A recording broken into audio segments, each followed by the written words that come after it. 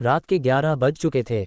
छोटे से कस्बे की तंग गली में एक टूटी फूटी झोपड़ी के बाहर रामू खड़ा था। हाथ में पुरानी बाल्टी जिसमें बस 2-4 चावल के दाने और थोड़ा सा नमक पड़ा था। आज मिल में मजदूरी नहीं मिली। ठेकेदार ने कहा कल आना, आज काम खत्म हो गया। रामू जानता था कि कल भी यही बहाना होगा। अंदर सावित्री बच्चों को सुलाने की कोशिश कर रही थी। लाडली, जो अभी 6 साल की थी, बार बार पूछ रही थी, माँ रोटी कब मिलेगी। छोटू तो थककर सो ही चुका था, लेकिन उसका पेट इतना चिपका हुआ था कि हड्डियां साफ दिख रही थीं। सावित्री ने एक पुरानी रोटी का टुकड़ा तोड़ा और दोनों बच्चों में बांध दिया।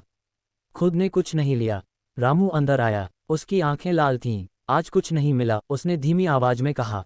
सावित्री चुप रही। क्या कहती, रोज यही हाल था। रामू बाहर निकला और छत पर चढ़ गया। आसमान में चांद नहीं था, सिर्फ काले बादल। वह सोचने लगा, क्या यही जिंदगी है, पैदा होना, भूखे रहना और मर जाना। तभी उसे दूर सड़क पर एक ट्रक रुकता दिखा। ट्रक से उतरा एक आदमी, लंबा, दुबला, काला कोट पहने। वह इधर उधर देख रहा था जैसे किसी को ढूंढ रहा हो। रामू ने सोचा शायद कोई अमीर साहब रास्ता भटक गया, लेकिन वह आदमी सीधा रामू की झोपड़ी की तरफ बढ़ा। रामू नीचे उतरा। भाई साहब, क्या चाहिए?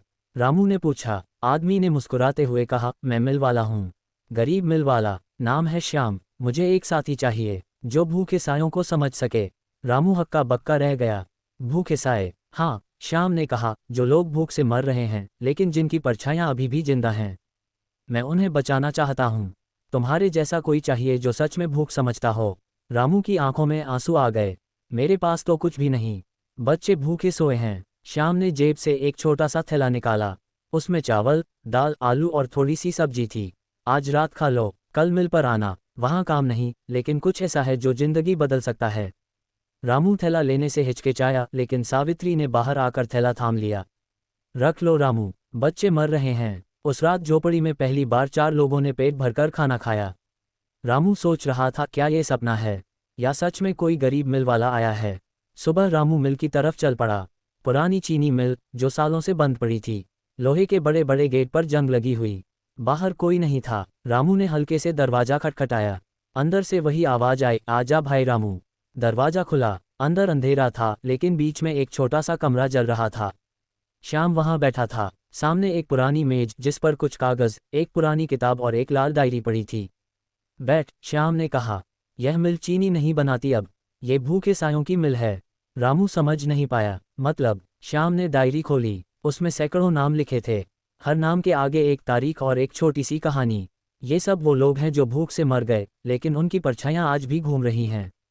वे परछाइयाँ भूखी हैं, वे खाना नहीं मांगती, वे न्याय मांगती हैं। रामू को लगा कोई मजाक कर रहा है। परछाइयाँ, ये क्या बकवास है? श्याम मुस्कुराया। आज रात देखना, लेकिन पहले एक काम कर। आज शाम को कस्बे के बाहर वाली बस्ती में जा। वहाँ एक बूढ़ी औरत रहती है, कमला ताई। उसका बेटा पिछले साल भूख से मरा था। उसकी परछाई आज भी उसके साथ बैठी रहती है। तू उससे बात करना। रामू को डर लग रहा था, लेकिन उसने हामी भर दी। शाम को वह कमला ताई के पास पहुंचा। ताई झोपड़ी के बाहर बैठी थीं, आंखें खाली, हाथ में एक पुरानी तस्वीर।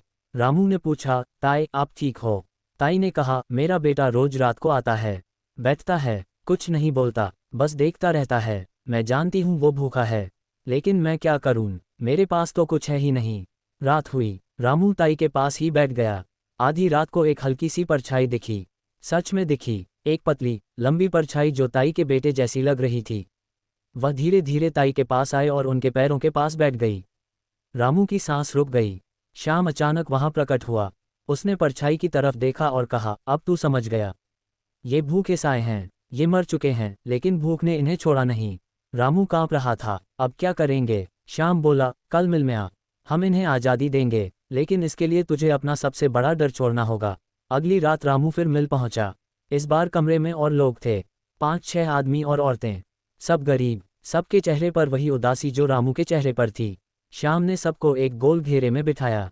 बीच में एक पुरानी लालटेन जल रही थी। आज हम एक परछाई को आज़ाद करेंगे, श्याम ने कहा, लेकिन इसके लिए एक शर्त है, जिसने परछाई को बुलाया है उसे अपना सबसे बड़ा डर छोड़ना होगा। सब चुप रहे। श्याम ने रामू की तरफ देखा। रामू, तू तैयार है? रामू ने पूछा, मेरा डर क्या है? तेरा डर है कि तू अपने बच्चों को कभी अच्छी जिंदगी नहीं दे पाएगा। तू डरता है कि तू भी एक दिन भूख से मर जाएगा और तेरी परछाई भी भटकती रहेगी। रामू की आंखें भर आईं। हाँ, यही डर है। श्याम ने कहा, तो आज तू ये कबूल कर कि तू अकेला नहीं है। ये सारे लोग तेरे जैसे हैं। अगर तू ये स्वीकार कर लेगा तो तेरी परछाई भी आज़ाद हो जाएगी। रामू ने गहरी सांस ली। मैं स्वीकार करता हूँ, मैं अकेला नहीं हूँ, हम सब एक हैं। उसी पल कमरे में हवा चली, लालटेन की रोशनी तेज हुई। एक परछाई दिखी रामू जैसी। वह धीरे धीरे उठी और हवा में घुल गई। रामू को लगा जैसे उसका सीना हल्का हो गया। अब बारी कमला ताई की थी, लेकिन ताई डर रही थी। मैं अपने बेटे को कैसे छोड़ दूँ? श्याम ने कहा, वो तेरा बेटा नहीं रहा, वो अब सिर्फ भूख है। अगर तू उसे जाने देगी तो वो आज़ाद होगा। ताई रो पड़ी, लेकिन आखिरकार बोली, जा बेटा, तू अब मुक्त हो जा। परछाई उठी और चली गई। कमरे में सन्नाटा छा गया। श्याम ने कहा, ये सिर्फ शुरुआत है, अभी सैकड़ों भूखे साए बाकी हैं। कुछ हफ्तों में कस्बे में अजीब बातें होने लगीं। लोग कहते, रात को परछाइयाँ गायब हो रही हैं। कोई डरता, कोई खुश होता।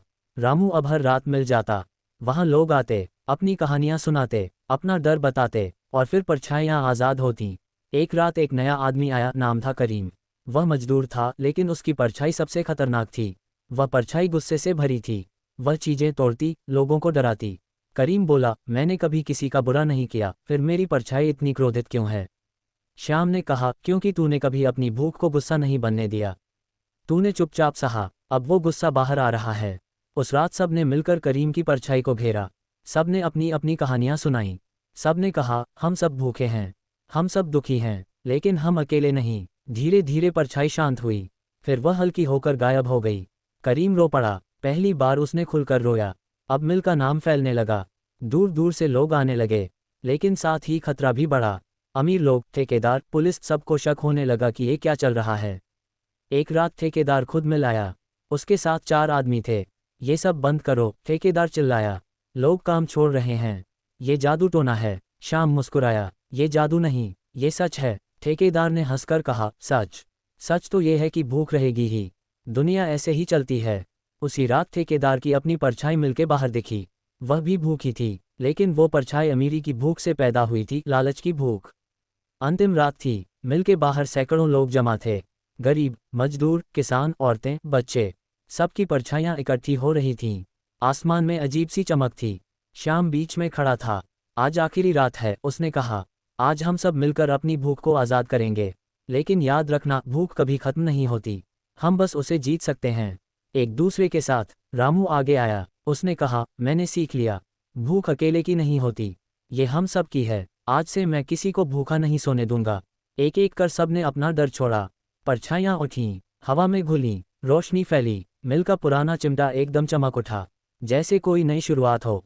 श्याम ने रामू से कहा, अब ये मिल तेरी है और सबकी, इसे चलाते रहना। रामू ने पूछा, तुम कहाँ जाओगे? श्याम मुस्कुराया, मैं तो हमेशा से एक परछाई था, अब मैं भी आज़ाद हूँ। श्याम धीरे धीरे हल्का हुआ और गायब हो गया। मिल में सन्नाटा छा गया, लेकिन अब वो सन्नाटा डर का नहीं, उम्मीद का था। अगली सुबह रामू ने सबसे पहले अपनी झोपड़ी में बच्चों को जगाया। आज से कोई भूखा नहीं सोएगा, उसने कहा। फिर वह मिल गया। वहाँ लोग इकट्ठे हुए, सबने मिलकर खाना बनाया, सबने बांटा, और इस तरह भूखे साए और गरीब मिलवाला की कहानी खत्म नहीं हुई। वो आज भी जारी है। जहाँ भी कोई भूखा है, वहाँ वो मिल है। वो मिल जहाँ परछाइयाँ आज़ाद होती हैं और इंसान एक दूसरे के साथ खड़े होते हैं।